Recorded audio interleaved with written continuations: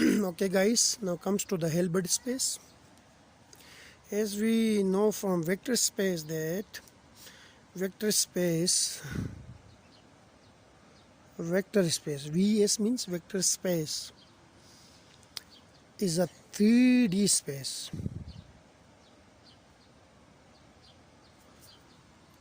This is the first idea we get from the vector space, and the second is a vector and vector space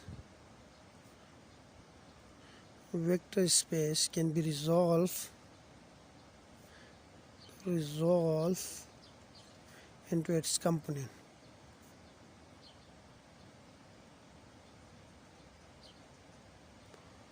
This was the second property, and the third one is vector space is dealing with vector. Vector space is dealing with vectors.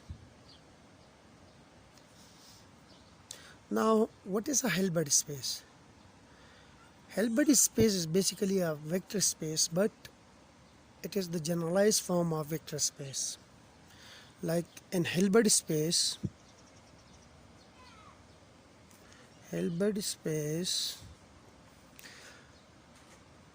is a space which is dealing with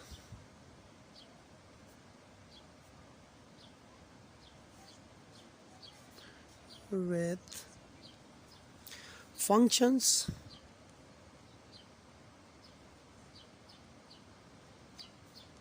f of x or psi of x. Like in vector space we were dealing with vectors r, and which can be resolved or which can be written in terms of basis vector xi plus yj plus zk. But if we come to the concept of function, then we use another space which is called Hilbert space. And Hilbert space is basically a vector space but with higher dimension, and it's deal with a function f of x. Now, a vector in vector space has three components.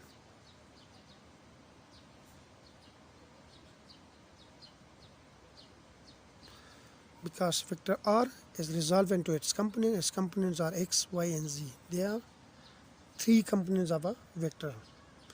But a function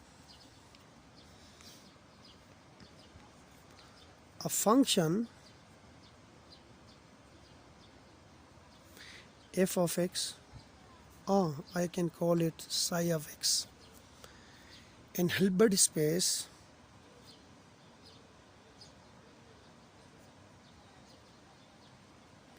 has infinite number of components.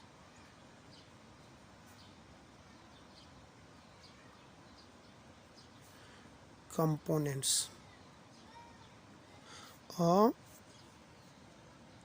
finite number of components, which I call n number of components.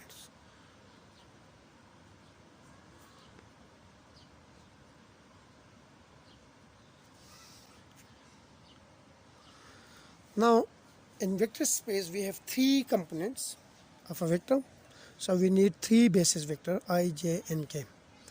Now in Hilbert space a function has infinite number of components or n number of components. Then how many bases we need? We need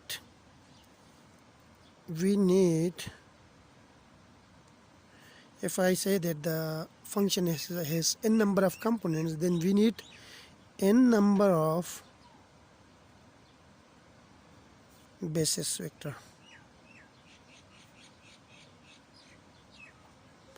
to represent a function in Hilbert space.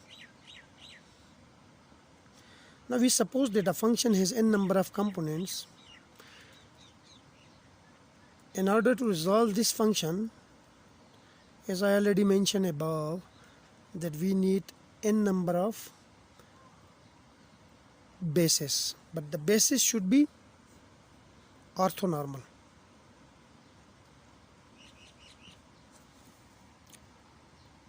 Suppose the bases are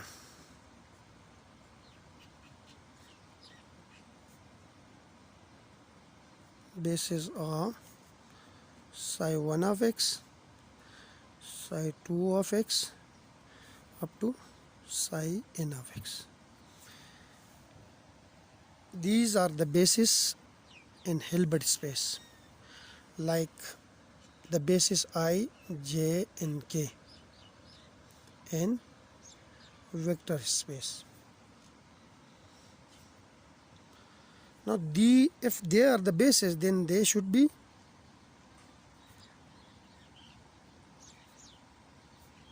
orthonormal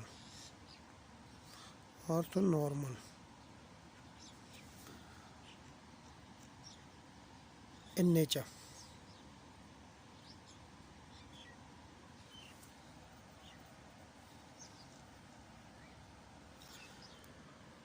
Now,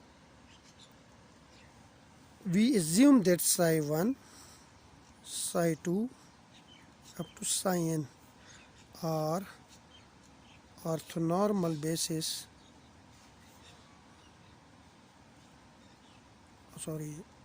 orthonormal bases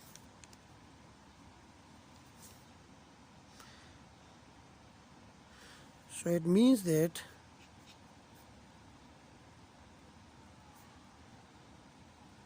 they will also satisfy the two conditions.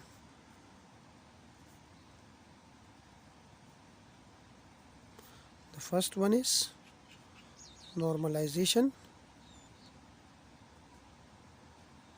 and the second one is orthogonal condition.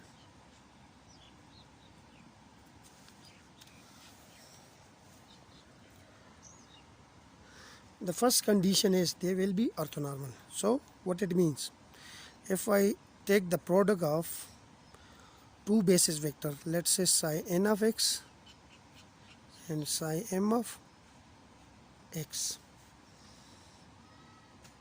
but these are functions and the function can be real or imaginary.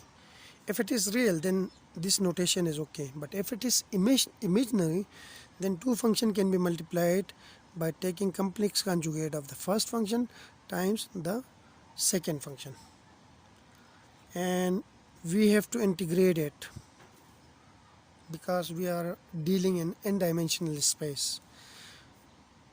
Dx will give us delta mn,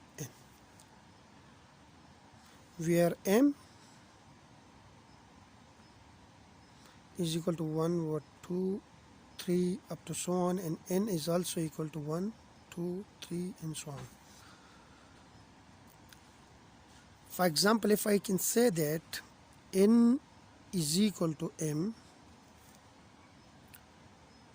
then this equation tells us that psi n of x steric times psi m of x, because n is equal to m of x dx will be equal to delta m n n. And we know that this is the canonical delta function.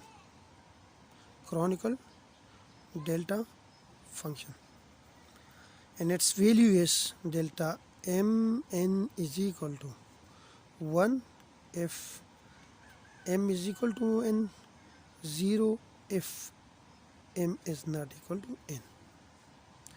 Now n and n are equal, so from this we get 1, and this is the normalization condition.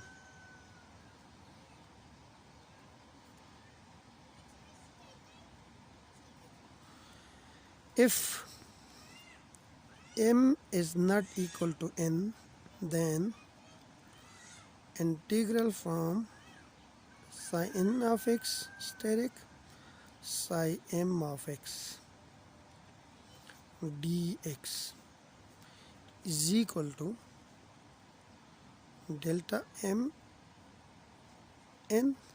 Since m is not equal to n, so delta m n is equal to 0. So from this equation we got 0.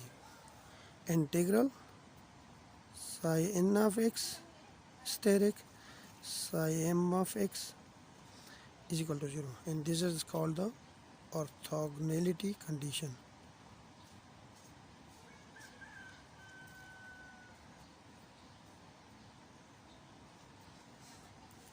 I will stop my video here, because if I have a more lengthy video, then it will make a problem in sending in the WhatsApp group. So if the video is short, then I can easily send it in the WhatsApp group. In the next video I will continue from this point.